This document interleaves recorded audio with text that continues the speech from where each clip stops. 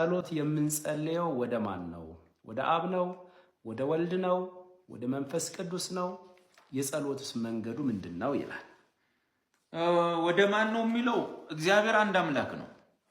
ሶስት አማልክት የሉንም። እግዚአብሔር አንድ አምላክ ነው። ስለዚህ የምንጸልየው ወደ እግዚአብሔር ነው በጠቅላላው ማለት ነው፣ ወደ አንዱ አምላክ። ከዚህ አንዱ አምላክ ጋር ግን ህብረት ስናደርግ እሱ አንድ አምላክ የሆነው እግዚአብሔር ሶስት አካላት ስላሉት ይህን አንድ እግዚአብሔር ጋር ጸሎት አደረስን ለማለት ከሶስቱ አካላት ጋር የጸሎት መንገዳችን ወይም የጸሎት ህብረት ሊኖረን ይገባል። አንዱን አካል ያጎደለ ጸሎትም ይሁን አምልኮ እንግዲህ በስላሴ በሶስቱ አካላት በአንዱ አምላክ እናምናለንና በመጽሐፍ ቅዱስ በተገለጠው ሶስት አካላት ባለው በአንዱ አምላክ እናምናለንና መጸለያው ጸሎት ሁሉ ወደ አንዱ አምላክ አብ ወልድ መንፈስ ቅዱስ ሲሆን ከአብ ከወልድ ከመንፈስ ቅዱስ ጋር ከሶስቱ አካላት ጋር ግን ህብረት ማድረግ አለብኝ በመጸለይ ሰዓት። ስለዚህ የምጸልየው በመንፈስ ቅዱስ በአንዱ የስላሴ አካል።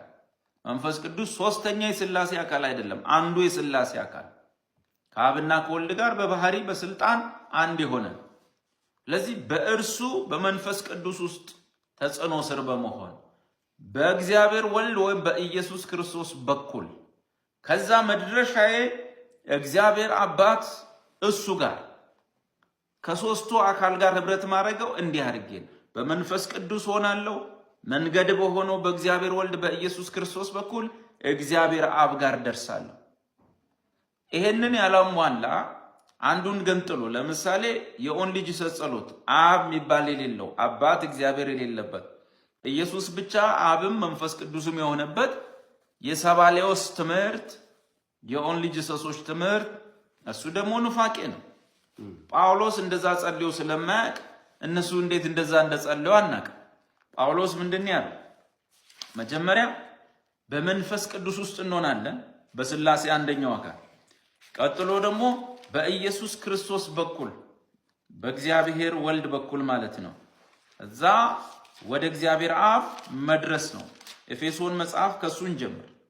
ኤፌሶን ምዕራፍ 5 ቁጥር 18 ላይ 5:18 የመጀመሪያው አንድ አማኝ ከመጸለዩ በፊት ወይም ከማምለኩ በፊት ከስላሴ አንዱ አካል ከሆነው ከመንፈስ ቅዱስ ጋር ወይም በመንፈስ ቅዱስ ውስጥ ራሱን ማስገዛት አለበት ወይም ራሱን በመንፈስ ቅዱስ ተጽዕኖ ስር ማስገባት አለበት። ካሉት ተጽዕኖች በዙሪያው ካሉ ሐሳቦች፣ ጉዳዮች፣ ሰዎች ወዘተ ቁጥጥር ውጭ በመውጣት በመንፈስ ቅዱስ ቁጥጥር ስር ያ ማለት የመንፈስ ቅዱስ ቁጥጥር የሚባለው የመንፈስ ቅዱስ ሙላት ውስጥ ወይም በሱ ተሞልተን ወይም በሱ ቁጥጥር ስር ሆነን ከዛ ኢየሱስ ነግሮናል። እኔ መንገድ ነኝ ብሏል። እኔ መድረሻ ነኝ አላለም፣ እኔ መንገድ ነኝ ብሏል። የፈለገው ነገር ምንድነው? እሱ ወደሚጸልይበት ወደ አባቱ ማድረስ ነው። ስለዚህ ነባቡ እንደዚህ ይላል፣ መንፈስ ይሙላባችሁ እንጂ በወይን ጠጅ አትስከሩ፣ ይህ ማባከን ነውና። የመጀመሪያው በጸሎትና በአምልኮ ጊዜ የሚቀድመው ይሄ ነው ማለት ነው። በመንፈስ ሙላት ወይም ተጽዕኖ ስር እንሆናለን። ከዛ እንዲህ ይላል፣ በመዝሙርና በዝማሬ መንፈሳዊ ቅኔ እርስ በርሳችሁ ተነጋገሩ፣ ለጌታ በልባችሁ ተቀኙና ዘምሩ፣ ሁል ጊዜ ስለሁሉ በጌታችን በኢየሱስ ክርስቶስ ስም። አሁን ሁለተኛው አካል እግዚአብሔር ወልዳል፣ በሱ ስም። ቀጥሎ ምን ይላል?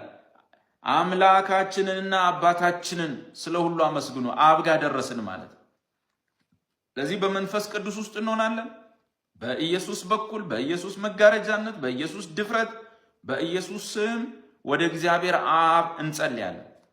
ስለዚህ አንድ ሰው በመንፈስ ቅዱስ ሆኖ በኢየሱስ አማካይነት ማን ፊት ነው የሚንበረከከው ማለት ነው? እዛው ኤፌሶን ምዕራፍ 3 ቁጥር 14 ኤፌሶን 3:14 ስለዚህ ምክንያት በሰማይና በምድር ያለ አባትነት ሁሉ ከሚሰየምበት ከአብ ፊት እንበረከካለሁ። ለዚህ ስንጸልይ በስላሴ አካል በመንፈስ ቅዱስ በስላሴ አካል በኢየሱስ በኩል ወደ ስላሴው አካል ወደ አብ እንበረከካለን። ከሶስቱ አካል ጋር ህብረት አረግን፣ ከአንዱ አምላክ ጋር ህብረት አረግን ማለት ነው። ስለዚህ በዚህ ጸሎት ሰዓት ላይ ያልተሳተፈ የሥላሴ አካል የለም ማለት ነው።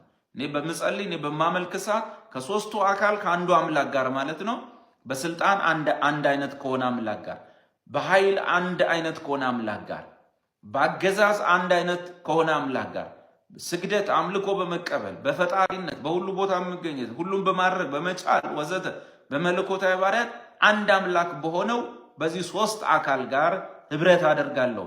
ያ የክርስቲያን ጸሎት ነው። ለክርስቲያኖች በመንፈስ ቅዱስ በኩል የተገለጠው የእውነተኛው አምላክ አምልኮና ጸሎት ይሄ። ለዚህ አብን ያላማከለ አብን ያስወጣ አባት የማይል አብን አባ ብሎ የማይጠራ ኢየሱስ አባ ብሎ የጠራውን አባ ብሎ የማይጠራ የውን ልጅ ጸሎት ጥንቃቄ ያስፈልገዋል። በስላሴ አማኙ ማህበረሰብ ዘንድ ወይም ስላሴን በሚያምነው ማህበረሰብ ዘንድ ያለው ችግር አብ ተረስቷል። ለአብ የሚዘመር መዝሙር የለም። ወደ አብ የሚጸለይ ጸሎት የለም። ኦንሊ ጂሰስ ናቸው እነሱ። ሁሉን ነገር ኢየሱስ ብቻ ነው የሚሉት። ኦንሊ ጂሰስ ናቸው ብለን አባረን። እኛም ራሱ ኦንሊ ጂሰስ ነን። አብ የሚባል ተረስቷል። መዝሙርም የለውም። ጸሎትም እየቀነሰ መጥቷል። ወደ ኦንሊ ጂሰስነት የማዘንበል አለ። በሶስት አካላት ማመን ግዴታ። እግዚአብሔር ነው ራሱን በሶስት አካላት የገለጠልን። ስለዚህ ከስላሴ ውጭ መሆን አትችልም። ስላሴን በአብ ብቻ ሳይሆን በሶስት አካላት አንድ አምላክ እናምናለን ሳይሆን ያመንከውን መኖር ነው፣ ያመንከውን መተግበር ነው። በጸሎት በአምልኮ ጊዜ ከሶስቱ አካል ጋር ህብረት ማድረግ ነው። ስለዚህ በአብ ፊት እንበረከካለን። በኢየሱስ መጋረጃነት ገብተን በቅዱሱ መንፈስ ተሞልተን ያኔ ከስላሴ ጋር ህብረት አድርገናል እንላለን።